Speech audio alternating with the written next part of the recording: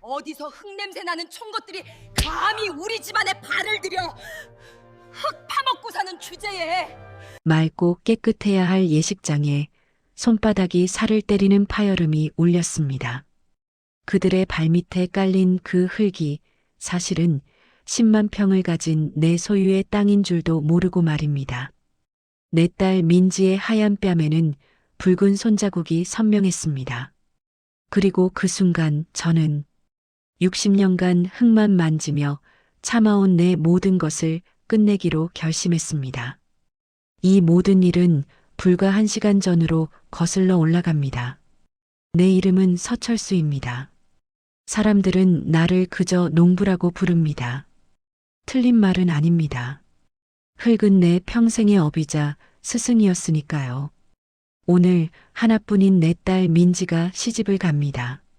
지금 저는 서울에서 가장 높고 가장 화려하다는 호텔 예식장 구석에 앉아 있습니다.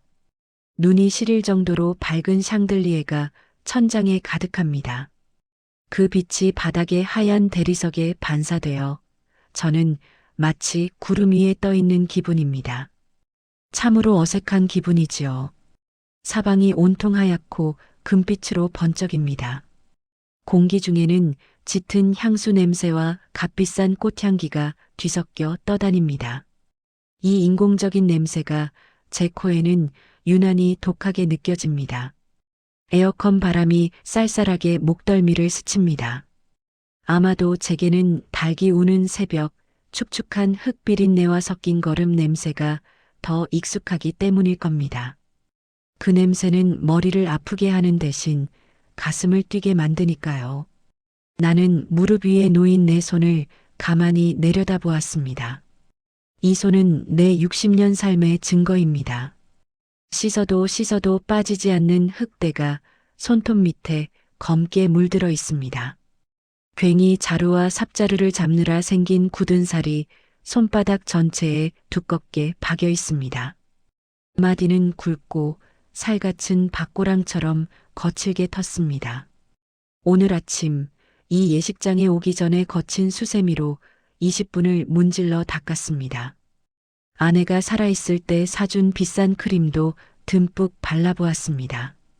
하지만 소용이 없었습니다. 60년 세월이 새겨진 흔적은 그렇게 쉽게 지워지지 않습니다.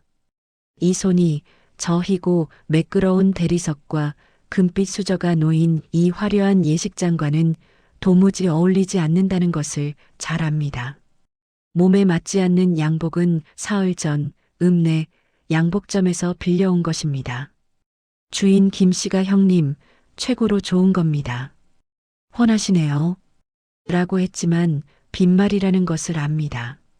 어깨는 꽉 끼고 등은 울고 품은 헐렁합니다. 무엇보다 목을 감싸는 빳빳한 옷깃이 영 거북해서 자꾸만 손가락으로 넥타이를 끌어내리게 됩니다. 나는 마치 곡식을 쪼아 먹는 까마귀를 쫓기 위해 세워둔 허수아비가 된 기분입니다. 주변 하객들은 모두가 귀한 분들처럼 보였습니다. 신발에서는 번쩍번쩍 광이 나고 머리카락 한 올 흐트러진 이가 없습니다. 그들은 나를 대놓고 보지는 않았습니다. 그저 힐끔거릴 뿐이지요. 빠르게 훑어보고 이내 못 볼 것을 본 것처럼 고개를 돌립니다. 그 시선이 무엇을 말하는지 저는 압니다. 신부 측 아버지라는데 참 초라하군. 어디서 흙냄새가 나는 것 같아. 그런 눈빛들입니다. 괜찮습니다. 나는 그런 시선에 익숙합니다. 평생을 그렇게 흙과 함께 살아왔으니까요. 사람들은 모릅니다. 그들이 멸시하는 그 흙이 사실은 이 모든 것을 지탱하고 있다는 것을. 오늘 이 예식장의 화려한 음식들도 결국 내 흙에서 나온 것들입니다. 오늘 새벽 3시 나는 경기도에서 가장 큰 농산물 물류 창고를 둘러보았습니다. 밤을 잊은 거대한 트럭들이 쉴 새 없이 전국의 싱싱한 먹거리를 실어 나르는 곳. 새벽 농산. 사람들은 그저 큰 농수산물 센터로 알지만 사실 그곳이 내 것입니다. 대한민국 친환경 먹거리의 70%가 내 땅의 기운을 받고 내 손을 거쳐 이 도시 사람들의 식탁으로 올라갑니다. 하지만 사람들은 나를 그저 서노인, 서농부로 부릅니다. 나는 그 이름이 좋습니다. 그 편이 마음이 편합니다. 흙은 정직합니다.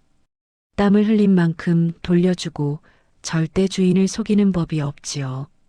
나는 돈이 아닌 흙을 믿고 살아왔습니다. 다만 그 정직한 흙이 제게 너무 많은 것을 돌려주었을 뿐입니다. 내 딸 민지가 저 집안의 아들 김준영 군을 사랑한다고 했을 때 나는 기쁘기보다 걱정이 앞섰습니다. 대명건설, 겉은 번지르르하고 돈과 권력이 있는 집안입니다. 하지만 저는 압니다. 그 높은 건물이 사실은 모래 위에 지어졌다는 것을요. 내 딸 민지가 그 청년을 만나기 시작했을 때 아비로서 걱정이 되어 그 집안을 알아보았습니다. 내 딸을 지키기 위한 최소한의 방비였습니다. 대명건설이 지난 10년간 어떻게 성장했고 그 성장을 위해 어떤 부정한 일을 했는지, 그들이 밤에 몰래 묻어버린 산업 폐기물과 이면 계약서, 그리고 숨겨둔 비자금 내역까지 내 금고 안에는 그들의 30년 역사가 차곡차곡 쌓여 있습니다. 그저 조용히 내 딸이 시집가서 눈물 흘리지 않고 행복하게만 산다면 나는 이 모든 자료를 내 밭의 가장 깊은 곳에 영원히 묻어버릴 생각이었습니다. 오늘 이 예식장에서 흙냄새 나는 촌뜨기 농부로 무시당해도 좋다고 그렇게 다짐했습니다. 사돈, 짐차는 저쪽 뒤편 직원들 통로로 빼주셔야겠습니다.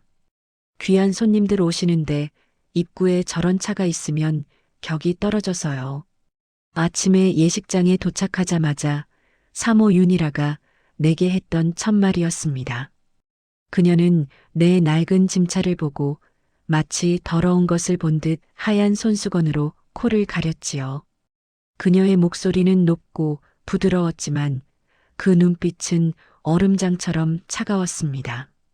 나는 그저 고개를 끄덕이고 차를 돌렸습니다. 오늘은 내 딸의 날이니까요. 저 멀리 신부 대기실 문이 열리고 내 딸 민지가 보입니다. 하얀 옷을 입은 모습이 천사 같습니다. 하지만 웃고 있는 그 아이의 눈가에 어젯밤 나와 통화하며 울먹이던 그늘이 살짝 스쳐 지나갑니다. 아빠, 나 무서워. 어머님이 내가 아빠 딸인 게 부끄럽다고 하셨어. 그 말이 내 심장을 무겁게 짓눌렀습니다. 예식장에 장중한 음악이 울리기 시작합니다. 곧 식이 시작될 모양입니다. 나는 자리에서 천천히 일어섰습니다. 거북한 양복 옷깃을 다시 한번 바로잡았습니다. 그래, 오늘 나는 새벽 농산의 서회장이 아닙니다. 나는 그저 서민지의 아버지입니다. 내 딸의 행복을 위해 이 수모와 모욕은 내가 감당하면 됩니다. 나는 참을 수 있습니다. 흙은 원래 묵묵히 모든 것을 견뎌내는 법이니까요. 흙은 밟히고 더럽혀져도 결국 그 속에서 새 생명을 키워냅니다. 하지만 그것은 그들이 내게서 가장 소중한 것을 건드리지 않는다는 조건 하에서입니다. 나는 천천히 사돈석을 향해 걸어갔습니다. 나를 쳐다보는 사모 윤이라의 경멸 어린 눈빛과 정면으로 마주쳤습니다. 폭풍이 오기 직전 고요한 들판의 공기처럼 예식장 안은 이상하게도 무겁고 차가운 긴장감이 감돌았습니다. 내가 사돈석을 향해 걸어간 그 순간 예식장 안의 모든 소리가 잠시 멎는 듯 했습니다. 사모 윤이라는 흙냄새 나는 농부가 감히 자신에게 인사를 하러 다가온다는 그 사실만으로도 불쾌한 듯 미간을 찌푸렸습니다. 나는 그 경멸을 정면으로 받으며 묵묵히 걸었습니다. 내 딸 민지의 행복, 그것 하나만을 생각했습니다. 아비가 되어 이 정도 모욕 하나 참지 못해서야 되겠습니까? 나는 그녀의 앞에서 10도쯤 가볍게 고개를 숙였습니다. 사부인, 오늘 참 좋은 날입니다. 내 입에서 나온 목소리는 밭에서 일할 때처럼 거칠었습니다. 윤이라 사모는 나를 위아래로 훑어보았습니다. 마치 가축시장에서 짐승의 값을 매기는 그런 눈초리였습니다. 그녀는 입을 열지 않았습니다. 그저 내 존재 자체가 이 예식장의 격을 떨어뜨린다는 듯 하얀 손수건으로 다시 코를 가렸습니다. 나는 참았습니다. 한 번 더 입을 열려던 그 순간이었습니다. 와 마이너스 쿵. 바로 우리 옆 가장 중요한 귀빈석에서 요란한 소리가 났습니다. 7살쯤 되어 보이는 신랑 측의 조카 아이가 장난을 치다가 3단 케이크가 실린 작은 수레에 부딪힌 것입니다. 수레가 크게 흔들리고 가장 위에 있던 오색 과일 케이크 한 조각이 바닥으로 떨어졌습니다. 하얀 대리석 바닥에 붉은 딸기 시럽과 노란 크림이 끔찍하게 번져나갔습니다. 어머나, 세상에. 가장 먼저 소리를 지른 것은 윤이라 사모였습니다. 그것은 놀람의 소리가 아니라 분노의 소리였습니다. 아이고, 이게 무슨 짓이야. 아이의 엄마, 즉 윤이라 사모의 동서쯤 되어 보이는 여인이 아이를 다그쳤습니다. 예식장은 순간 아수라장이 되었습니다. 20살 남짓 되어 보이는 앳된 호텔 직원이 황급히 달려왔습니다. 그의 얼굴은 하얗게 질려 있었습니다. 죄송합니다. 금방 치우겠습니다. 그는 너무 당황한 나머지 손에 든 냅킨으로 크림을 닦아내려 했습니다. 하지만 그것은 잘못된 선택이었습니다. 냅킨은 크림에 엉겨 붙었고 붉은 시럽은 오히려 더 넓게 번져나갔습니다. 그때 윤이라 사모의 얼음장 같은 목소리가 터져나왔습니다. 지금 뭐 하는 짓이야? 넌 눈이 없어? 그건 그렇게 닦는 게 아니잖아. 아이고, 이래서 못 배운 것들은.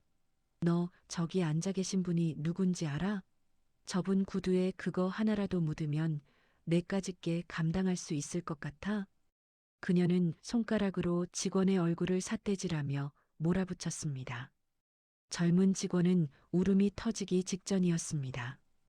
고개를 들지 못하고 죄송합니다. 죄송합니다. 라는 말만 기계처럼 반복했습니다. 나는 그 모습을 가만히 지켜보았습니다. 저 젊은이의 얼굴에서 어젯밤 전화기 너머로 울먹이던 내 딸 민지의 모습이 보였습니다. 격이라는 이름으로, 돈이라는 이름으로 사람을 저렇게 짓밟아도 되는 것입니까? 나는 더 이상 참을 수가 없었습니다. 나는 조용히 내빈들 틈을 비집고 나갔습니다. 그리고는 젖은 수건을 들고 오는 다른 직원에게서 그 수건을 받아들었습니다. 이리 주시오. 나는 그 붉고 노란 얼룩 앞에 쪼그려 앉았습니다. 빌려온 양복 바지가 팽팽하게 당겨졌지만 상관없었습니다. 나는 흙을 닦는 사람입니다. 흙보다 더러운 것은 없습니다. 하지만 그 흙은 생명을 키워냅니다. 이것은 그저 음식일 뿐입니다. 나는 내 투박한 손으로 바닥에 묻은 크림과 시럽을 능숙하게 닦아내기 시작했습니다. 한평생 밭을 메고 거름을 치우며 해온 일입니다. 얼룩을 지우는 데는 이골이 났지요. 그 순간이었습니다. 내 머리 위로 윤이라 사모의 불벼락 같은 목소리가 다시 떨어졌습니다. 당신, 지금 뭐 하는 짓이에요, 이게? 나는 고개를 들었습니다. 그녀가 믿을 수 없다는 표정으로 나를 내려다보고 있었습니다. 사부인, 바닥이 더러워서. 더러운 건 당신이야. 당신이 지금 이 예식장의 격을 다 망치고 있어. 아이고, 내가 못 살아. 촌뜨기 농부 아니랄까봐. 아무 데서나 바닥에 엎드려서 남의 귀한 잔칫날에 하객들이 다 보는데. 그녀의 목소리는 너무나도 컸습니다. 모든 하객들이 이제는 구경거리라도 난 듯 우리 쪽을 쳐다보고 있었습니다. 음악 소리마저 멎었습니다. 그때였습니다. 어머님, 하얀 드레스를 입은 내 딸 민지가 울먹이며 이쪽으로 달려왔습니다. 신부 대기실에서 모든 것을 지켜보고 있었던 것입니다. 어머님, 제발 그만하세요. 우리 아빠예요. 아빠, 아빠라고? 이게 지금 내 아빠라고 편드는 거야. 내 아비가 이 모양이니 너도 배운 게 그것밖에 없지. 감히 시어미한테 말대꾸를 해? 윤이라 사모는 모든 분노를 내 딸 민지에게 돌렸습니다. 아니에요. 그런 게 아니. 우리 아빠 모욕하지 마세요. 우리 아빠 세상에서 제일 정직하게, 정직? 정직하게 흙 파먹고 사는 거. 그래서 내 아비가 흙 파서 너한테 해준 게 뭔데? 이 예식장 비용 하나, 내가 입은 저 드레스 하나, 전부 우리 집에서 해준 거야. 그런데 감히 그 순간이었습니다.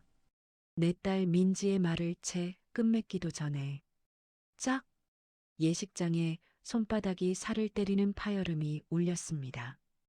음악 소리도 하객들의 웃음소리도 모든 것을 찢어버리는 소리였습니다. 어디서 흙냄새 나는 총것들이 감히 우리 집안에 발을 들여 흙 파먹고 사는 주제에 사모 윤이라의 악독한 목소리가 울려 퍼졌습니다. 내 딸 민지의 하얀 뺨에는 붉은 손자국이 선명했습니다. 내 딸의 눈에서 굵은 눈물방울이 떨어지는 것이 보였습니다. 나는 60년간 흙만 만지며 참아온 내 모든 것을 끝내기로 결심했습니다. 나는 바닥을 닦던 수건을 손에 쥔 채 천천히 일어섰습니다. 무릎에서 우두둑 소리가 났습니다. 나는 잘못 생각했습니다. 행복은 참는다고 오는 것이 아니었습니다. 내 딸의 눈물을 닦아주기 위해서는 저 오만한 자들의 눈에서 피눈물이 나게 해야 한다는 것을 깨달았습니다. 나는 흙 묻은 내 손으로 양복 안주머니에 넣어둔 손전화를 꺼내 들었습니다. 10년간 모아온 대명건설의 모든 비리가 담긴 그 전화기를 말입니다. 당신들이 멸시하던 그 흙이 이제 당신들의 무덤이 될 것입니다. 나는 조용히 내 변호사의 번호를 눌렀습니다.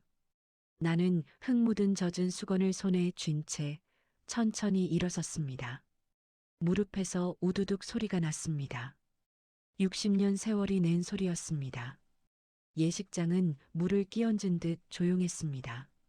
하객들은 숨을 죽였고 방금 전까지 울려 퍼지던 축하 음악은 끊겨 있었습니다. 모든 시선이 뺨을 맞고 쓰러질 듯 비틀거리는 내 딸 민지에게로 향했습니다. 민지는 뺨을 감싸 쥔 채 하염없이 눈물만 흘리고 있었습니다. 그 하얀 드레스 위로 눈물방울이 뚝뚝 떨어졌습니다. 신랑이라는 놈 김준영은 제 어미의 기세에 눌려 한 발짝도 움직이지 못했습니다. 그저 제자리에 서서 어머니, 그게 하는 무기력한 소리만 낼 뿐이었습니다. 사모 윤이라는 자신이 저지른 짓이 얼마나 엄청난지 모르는 듯 오히려 숨을 씩씩 몰아쉬고 있었습니다. 자신의 손목이 아프다는 듯이 말입니다. 어딜 감히 촌뜨기 주제에 내 놈이 지금 나한테.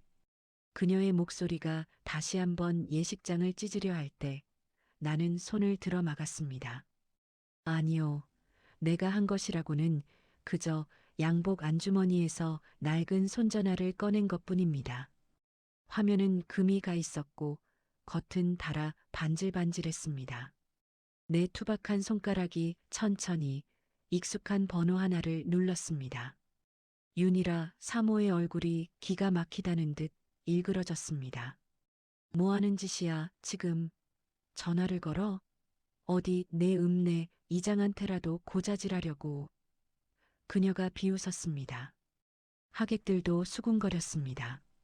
저 촌스러운 노인이 충격에 정신이라도 나간 것인가 하는 눈빛들이었습니다.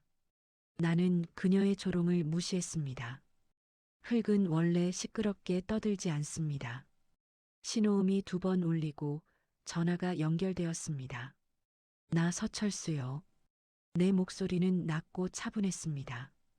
하지만 흙의 무게가 실려 있었습니다. 김 변호사, 지금 듣기만 하시오.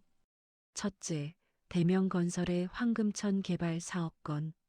지금 당장 모든 자금 지원을 중단하고 투자금 전액 회수 절차에 들어가시오. 뭐? 황금천? 개발 사업? 윤이라 사모가 그 말을 중얼거렸습니다. 그제야 무언가 이상하다는 것을 느낀 모양입니다. 그 황금천이라는 이름이 그들 회사의 가장 큰 사업이라는 것을 알고 있었기 때문입니다. 나는 멈추지 않았습니다. 둘째, 대명건설에 빌려준 내 개인 명의의 모든 채권. 오늘부로 만기 전 상환을 요청하시오. 이유는 중대한 신뢰 훼손이요. 셋째, 나는 뺨을 맞은 내 딸 민지를 그리고 얼어붙은 윤이라 사모를 똑바로 쳐다보며 말했습니다. 그녀의 눈이 흔들리기 시작했습니다. 내가 10년간 모아온 자료, 대명건설의 산업 폐기물 무단 매립 증거 전부, 지금 즉시 환경부와 모든 언론사에 보내시오. 내 이름으로 새벽농산 대표 서철수 이름으로 말이오. 새벽농산. 그 이름이 내 입에서 나오는 순간 예식장 앞쪽에 앉아있던 한 남자가 펄쩍 뛰었습니다. 주례를 보았던 은행장이었습니다. 새벽농산? 바로 그때였습니다. 저쪽에서 윤이라 사모의 남편 김 사장의 손전화가 미친 듯이 울리기 시작했습니다. 그는 당황하며 전화를 받았습니다. 뭐라고? 자금이 막혀? 황금천 부지 주인이. 김 사장의 얼굴이 하얗게 질려갔습니다. 은행장에게도 연달아 전화가 걸려왔습니다. 그는 전화를 받으며 나를 쳐다보았습니다. 네, 예, 그럴 리가. 새벽 농산의 서 회장님이. 저분이시라고요? 예식장은 이제 웅성거림이 아닌 공포에 휩싸였습니다. 모든 시선이 낡은 양복을 입고 젖은 수건을 손에 쥔 나에게로 향했습니다. 김 사장이 손전화를 든 채 비틀거리며 내게 다가왔습니다. 사돈. 아니, 회장님. 이게 무슨 말씀이십니까? 윤이라 사모는 아직도 이 상황을 이해하지 못했습니다. 여보, 당신 뭐 하는 거야? 저 촌뜨기한테 왜 회장님이래? 저 사람은 그냥 흙 파먹는 농부라. 나는 전화를 끊었습니다. 김 변호사는 묵묵히 알겠습니다. 회장님이라고 했습니다. 나는 천천히 젖은 수건을 테이블 위에 놓았습니다. 그리고 윤이라 사모에게 걸어갔습니다. 맞습니다, 사모님. 나는 흙 파먹고 사는 농부요. 내 목소리가 샹들리에에 부딪혀 예식장에 울렸습니다. 당신들이 오늘 밟고 선 이 도시, 당신들이 먹는 그 화려한 음식, 그 모든 것이 내가 파먹는 그 흙에서 나오는 것이요. 나는 내 투박한 손을 그녀의 눈앞에 들어 보였습니다. 흙대가 낀 손을. 당신이 격이 떨어진다고 멸시했던 이 흙이 사실은 당신들 대명건설의 목숨줄이었다는 것을 몰랐습니까? 무슨 소리야? 당신 지금 제정신이야. 당신네 회사가 그토록 짓고 싶어 하던 신도시, 그 황금천 10만 평 땅, 그게 내 흙이요. 나는 내 가슴을 쳤습니다. 당신들 은행에 가장 많은 돈을 맡기고 당신네 회사에 가장 많은 돈을 빌려준 채권자, 그 새벽 농산의 주인이 바로 나 서철수란 말이오. 쿵. 윤이라 사모의 남편 김 사장이 그 자리에 주저앉았습니다. 은행장은 이미 얼굴이 흑빛이 되어 고개를 숙이고 있었습니다. 윤이라 사모의 얼굴이 분노에서 경악으로 다시 절망으로 변해갔습니다. 그녀의 다리가 풀리는 것이 보였습니다. 그녀는 하얀 드레스를 입은 내 딸 민지를 붙잡으려 했습니다. 나는 그 손을 거칠게 쳐냈습니다. 내 딸 몸에서 그 더러운 손, 당장 치우시오. 나는 더 이상 그들을 쳐다보지 않았습니다. 나는 내 딸 민지에게로 걸어갔습니다. 뺨은 부어올랐고 화장은 눈물로 범벅이 되었습니다. 나는 이 어울리지도 않는 낡은 양복 재킷을 벗었습니다. 그리고 그 옷으로 내 딸의 어깨를 감싸 안았습니다. 민지야. 아빠, 집에 가자. 이 더러운 흙탕물에서 아빠가 꺼내주마. 내 딸은 내 품에서 아이처럼 울음을 터뜨렸습니다. 나는 내 딸을 부축하고 그 아수라장이 된 예식장을 망설임 없이 걸어 나왔습니다. 내 뒤에서 윤이라 사모의 절규가 들려왔지만 나는 단 한 번도 뒤돌아보지 않았습니다. 흙은 배신을 당하면 모든 것을 거두어 가는 법입니다. 나는 딸아이를 부축해 예식장 문을 나섰습니다. 육중한 문이 닫히자 그 안에 가득 찼던 음악 소리와 웅성거림이 잠시 멀어졌습니다. 텅 빈 로비였습니다. 결혼식장 안의 그 뜨거운 공기와 달리 이곳은 대리석 바닥처럼 쌀쌀하고 고요했습니다. 내 딸 민지는 내 낡은 양복 재킷을 뒤집어 쓴 채 작은 새처럼 떨고 있었습니다. 아빠, 아빠. 아이는 다른 말을 하지 못하고 그저 아빠라는 말만 반복했습니다. 60평생 내가 흙을 파며 지켜온 모든 것이 바로 이 아이였습니다. 나는 엘리베이터 버튼을 눌렀습니다. 내려간 버튼에 붉은 빛이 들어왔습니다. 나는 그저 이 지옥 같은 곳을 내 딸과 함께 빠져나가고 싶었습니다. 그것뿐이었습니다. 거기서 바로 그때였습니다. 뒤에서 문이 부서져라 열리는 소리와 함께 사모 윤이라의 날카로운 절규가 들려왔습니다. 그녀는 더 이상 우아한 사모님이 아니었습니다. 머리카락은 반쯤 풀어 헤쳐졌고 값비싼 한복 치마를 씌어 쥔 채 맨발로 달려오고 있었습니다. 그녀의 뒤로 넋이 나간 남편 김 사장과 하객 몇몇이 따라 나왔습니다. 거기 서라고 했어. 이 사기꾼, 촌뜨기 영감. 그녀는 내 앞을 막아섰습니다. 그녀의 눈은 분노와 공포가 뒤섞여 붉게 충혈되어 있었습니다. 이게 다 무슨 짓이야? 당신이 감히 우리를 속여? 농부인 척, 불쌍한 척, 우리를 기만했어. 나는 대답하지 않았습니다. 그저 내 딸의 어깨를 감싼 팔에 힘을 주었습니다. 기만이라고 했습니다. 흙을 흙이라 부른 것이, 땀을 땀이라 부른 것이 기만이었습니까? 여보, 제발 그만해. 남편 김 사장이 달려와 그녀의 팔을 붙잡았습니다. 끝났어. 다 끝났다고. 저분 새벽 농산 서 회장님 맞으시다고. 은행에서. 닥쳐. 윤이라 사모는 남편의 뺨을 거칠게 밀어냈습니다. 그래서 뭐, 회장이면 다야? 회장이면 감히 내 아들 결혼식을 이렇게 망쳐도 되는 거야. 그녀의 광기 어린 시선이 내 뒤에 숨어 떨고 있는 민지에게로 향했습니다. 그리고 너도 다 알고 있었지. 내 아비가 이런 무서운 인간인 거 다 알고 우리 준영이한테 접근한 거지. 그렇지. 이 꽃뱀 같은 년. 그 입 당장 다무시오. 처음이었습니다.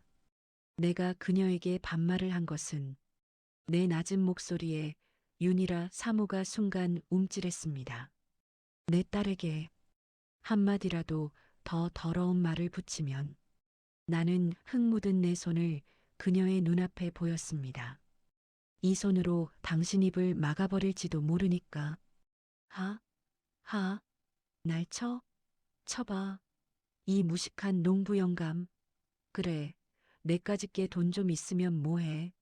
근본은 흙 파먹던 촌뜨기인데 결국 하는 짓이라고는. 사모님, 나는 그녀의 말을 잘랐습니다. 아니, 이젠 사모님도 아니시겠군요. 나는 주저앉아 있는 김 사장을 쳐다보았습니다. 김 사장? 아니, 김준영 씨 아버지. 10분 뒤 대명건설의 모든 계좌가 동결될 것입니다. 그리고 30분 뒤 당신이 10년간 몰래 묻어온 폐기물 자료가 방송국 구시 뉴스에 넘어갈 겁니다. 안 됩니다. 회장님, 제발, 제발 그것만은. 김 사장이 무릎으로 기어와 내 바짓가랑이를 붙잡으려 했습니다. 그 손 치우시오. 나는 차갑게 말했습니다. 그때였습니다. 딩동. 엘리베이터가 도착했다는 맑은 소리가 울렸습니다. 그 소리에 윤이라 사모의 마지막 이성이 끊어진 듯 했습니다. 그녀는 갑자기 내 딸 민지에게로 달려들었습니다. 내년 때문이야. 내가 우리 집안을 망쳤어. 너만 없었으면. 안 돼. 내가 막아서기 전에 내 딸 민지가 비명을 질렀습니다. 하지만 그 순간 윤이라 사모를 막아선 것은 내가 아니었습니다. 어머니, 제발 그만하세요. 신랑 김준영이었습니다. 그는 처음으로 제 어미의 앞을 막아섰습니다. 어머니에게 뺨을 맞은 제 아내를 그는 이제야 감싸 안았습니다. 준영아, 너 지금 이 여편 내 편을 드는 거야? 윤이라 사모의 목소리가 배신감으로 떨렸습니다. 편을 드는 게 아니에요. 민지야. 아니, 여보. 괜찮아? 김준영은 내 딸의 부어오른 뺨을 보며 울먹였습니다. 나는 그 모습을 지켜보았습니다. 내 딸 민지는 그토록 믿었던 남편의 품에서 오히려 더 세게 그를 밀쳐냈습니다. 만지지 마. 민지의 목소리는 얼음처럼 차가웠습니다. 여보, 당신, 늦었어. 내 딸은 내 양복 재킷을 스스로 여몄습니다. 그리고는 나를 돌아보았습니다. 그 눈에는 더 이상 눈물이 없었습니다.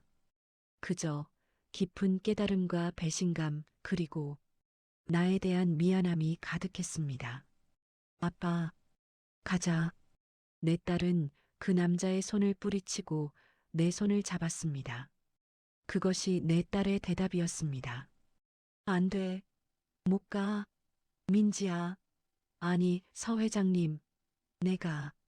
내가 잘못했습니다. 내가 무릎이라도 꿇겠습니다. 윤이라 사모가 그 화려한 한복을 입은 채로 차가운 대리석 바닥에 무릎을 꿇었습니다. 그 오만했던 여자가 내 낡은 구두 끝을 보며 울부짖었습니다.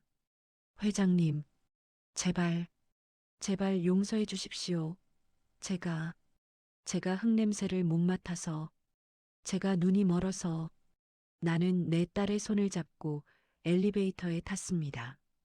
닫힌 버튼을 눌렀습니다. 문이 닫히는 그 짧은 순간 나는 무릎 꿇고 절규하는 윤이라 사모와 그 옆에서 망연자실하게 주저앉은 김 사장과 그리고 울면서 이쪽으로 손을 뻗는 제 아들 김준영을 보았습니다. 나는 내 딸의 눈을 가려주었습니다. 민지야, 더러운 것은 보는 게 아니다. 문이 닫혔습니다. 엘리베이터의 고요한 침묵 속에서 내 딸의 낮은 흐느낌만이 흙 속에 묻히는 씨앗처럼 조용히 울리고 있었습니다. 엘리베이터 문이 닫혔습니다. 그 순간 내 딸을 향해 절규하던 윤이라 사모의 얼굴도 넋이 나간 김 사장의 얼굴도 늦어버린 후회로 울부짖던 김준영의 모습도 쇠로 된 문 저편으로 사라졌습니다. 엘리베이터 안은 거울처럼 빛났지만 공기는 묘하게 차가웠습니다. 아무 소리도 들리지 않았습니다. 그 고요함 속에서 나는 내 딸 민지가 내 낡은 양복 재킷을 붙잡고 가늘게 숨을 내쉬는 소리만 들을 수 있었습니다. 나는 아무 말도 하지 않았습니다. 그저 내 투박한 손으로 아이의 떨리는 등을 천천히 쓸어주었습니다. 괜찮다. 괜찮다. 아빠가 있다. 말로 하지 않아도 내 손길이 그렇게 말하고 있었습니다. 지하 주차장은 텅 비어 있었습니다. 이곳은 예식장의 화려한 조명조차 닿지 않는 시멘트의 차가움만 남은 공간이었습니다. 나는 민지를 내 낡은 짐차 조수석에 태웠습니다. 새벽에 싣고 온 배추 상자가 아직 짐칸에 그대로 남아 있었습니다. 차가운 가죽 시트 대신 평생 내 땀이 밴 천 시트가 아이를 받아주었습니다.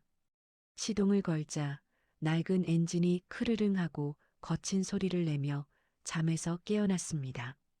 나는 퀴퀴한 냄새가 나는 히터를 틀었습니다. 곧 미지근한 바람이 나오기 시작했습니다. 그 바람이 그 향수 냄새와 꽃향기보다 100번은 더 다정하게 느껴졌습니다. 우리는 그 화려한 호텔을 빠져나왔습니다. 서울의 밤은 그 안에서 무슨 일이 있었는지 모른다는 듯이 여전히 화려하게 불타고 있었습니다. 끝없이 이어진 붉은색 후미등이 마치 이 도시의 피곤한 핏줄처럼 보였습니다. 나는 말없이 운전대만 잡았습니다. 내가 한 일이 과연 옳은 일이었을까? 나는 마음속으로 조용히 자문했습니다. 나는 한 가정을 30년 역사의 회사를 단 몇 분 만에 무너뜨렸습니다. 그것은 흙을 닮은 일이 아니었습니다. 흙은 생명을 키우는 곳이지 무덤을 파는 곳이 아니었으니까요. 하지만 나는 곧 고개를 가로저었습니다. 흙은 그저 키우기만 하지 않습니다. 흙은 모든 것을 기억합니다. 대명 건설이 10년간 몰래 묻어온 그 폐기물들을 흙은 묵묵히 기억하고 있었습니다. 그 독이 흙을 썩게 만들고 주변의 생명을 병들게 했습니다.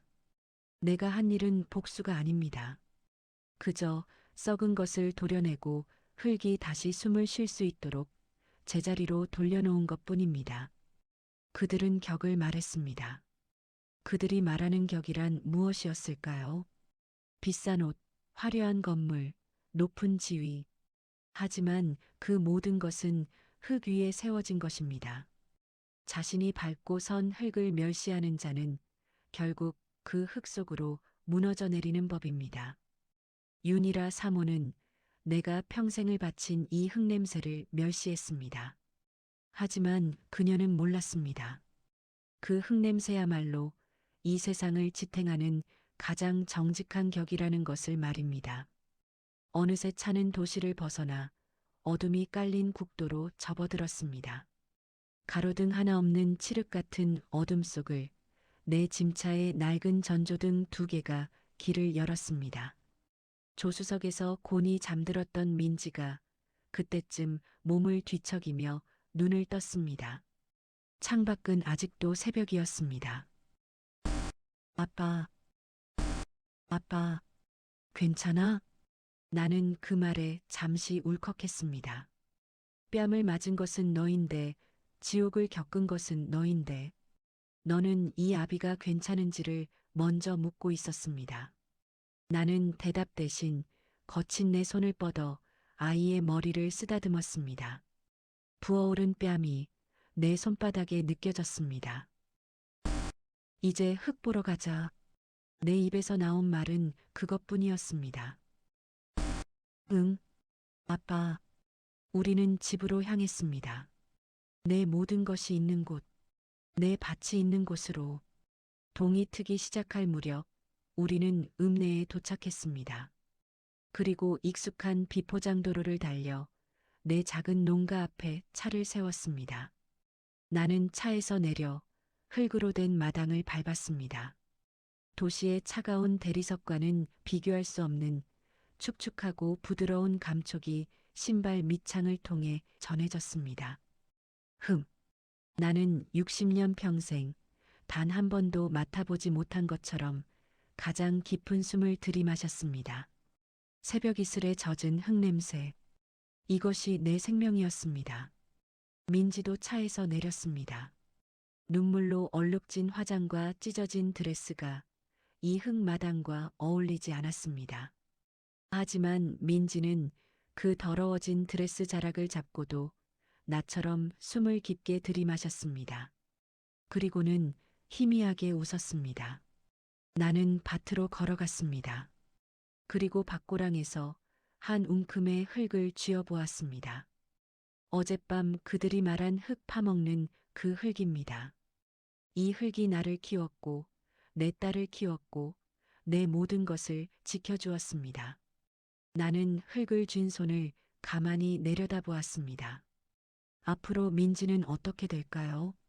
그 상처는 쉽게 아물지 않을 것입니다. 윤이라 사모와 대명건설은 어떻게 될까요? 아마도 그들은 그들이 저지른 죄의 무게만큼 흙탕물 속에서 허우적될 것입니다. 하지만 그것은 이제 내 소관이 아닙니다. 나는 그저 내일도 이 흙 위에서 땀을 흘릴 것입니다. 정직하게, 묵묵하게 나는 쥐었던 흙을 다시 밭으로 돌려보냈습니다. 인생은 자신이 밟고 선 땅을 잇는 순간 무너지는 것입니다.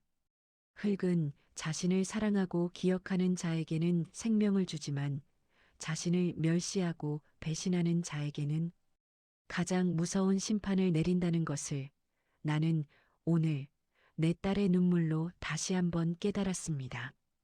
아침 해가 저 멀리 내 밭의 끝에서 붉게 타오르고 있었습니다. 구독과 좋아요는 큰 힘이 됩니다.